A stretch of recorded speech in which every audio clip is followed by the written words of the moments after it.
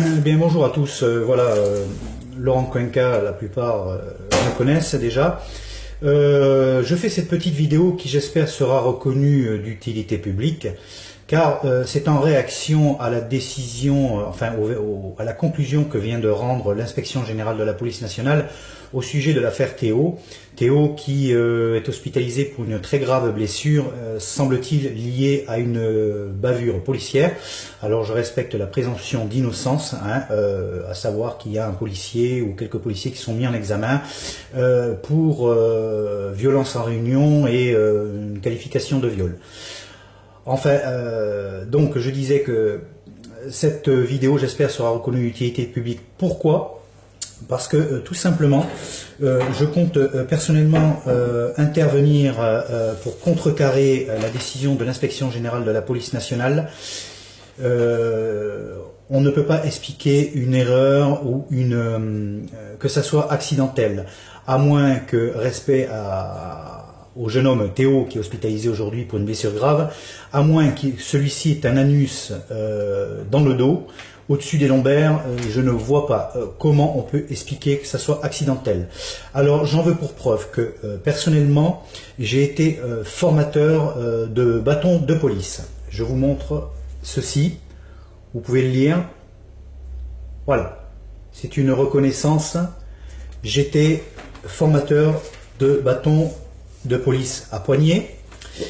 Et j'ai eu donc à former plusieurs jeunes lors de mes fonctions dans la police nationale, à les former et à les sensibiliser surtout aux coups portés à des endroits interdits. Mais en ce qui concerne les parties intimes, et notamment du côté de l'anus, il est inconcevable de penser que ça soit accidentel, car c'est impossible. Je vais vous montrer le tonfa. Voilà, tonfa de police que beaucoup de gens connaissent maintenant. Il est impossible de porter un coup jusqu'à que ce bâton de police pénètre de 10 cm au moins dans l'anus.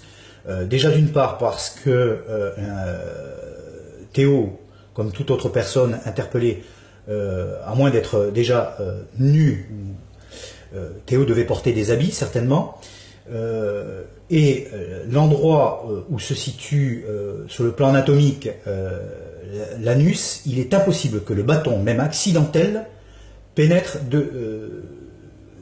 l'orifice naturel d'un individu. C'est impossible, je le certifie au travers de mon expérience et de ma formation. Voilà, donc cette théorie ne tient pas.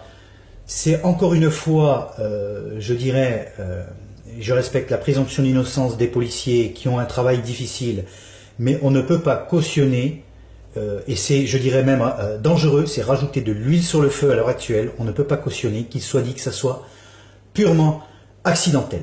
Voilà, je me mets s'il faut à la disposition de Maître Moretti, Maître Dupond-Moretti, pour témoigner en tant qu'ex-formateur de bâton de police, pour témoigner de l'usage de ce bâton, qu'il est, je dirais, à 100% impossible que ça soit accidentel. Comme je disais au départ, à moins que sur le plan anatomique, Théo souffre d'une malformation et que son anus soit placé du côté des lombaires, dans le dos, chose qui, à mon avis, j'image un peu, mais c'est impossible. Voilà, je vous remercie à tous.